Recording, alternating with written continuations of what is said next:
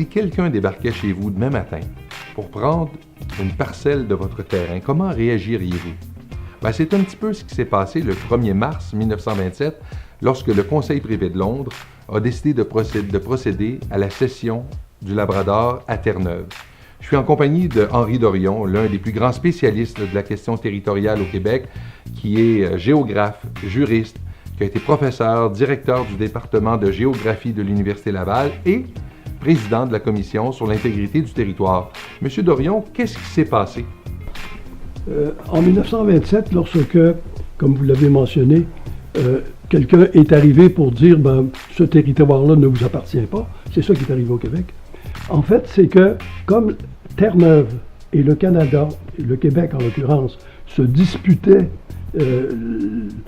la possession du Labrador intérieur, là où Terre-Neuve voulait exploiter les forêts, eh bien, comme on ne s'entendait pas, bien, les deux parties ont décidé d'avoir recours à un arbitrage et le Conseil privé a dit ce qui appartient à Terre-Neuve, c'est la côte du Labrador qui correspond à tout le bassin de l'Atlantique. Et là, il y a manifestement un problème avec le tracé, puis il y a manifestement un problème avec le jugement. C'est quoi le problème avec le jugement? Bien, le jugement, même si juridiquement il est valide, en tant que géographe, je suis obligé de dire que c'est un mauvais jugement.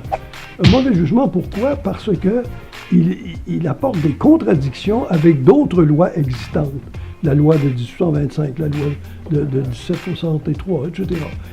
Et aussi, évidemment, cette erreur fondamentale qui est d'avoir reconnu quelque chose à Terre-Neuve en vertu d'un principe qu'on n'a pas voulu appliquer à l'autre partie. Alors, à mon avis, c'est une erreur en même temps qu'une injustice.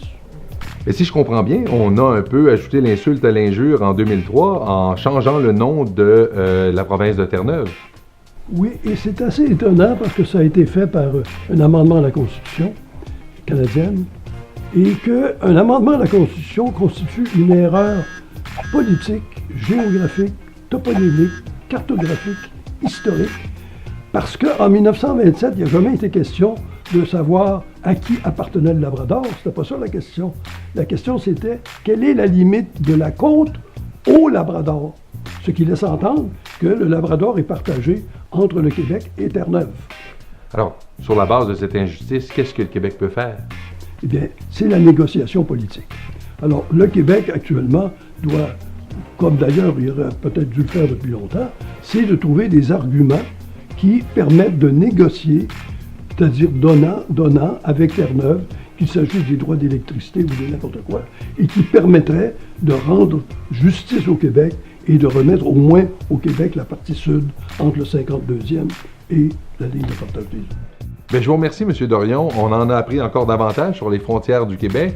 Et si vous voulez en savoir encore plus sur l'autre 150e et sur les événements qui seront encore dévoilés au cours de la présente année, n'hésitez surtout pas à visiter les différentes plateformes de l'autre 150e dont les adresses figurent au bas de l'écran, que ce soit sur Twitter, Facebook ou le site Internet l'autre 150e.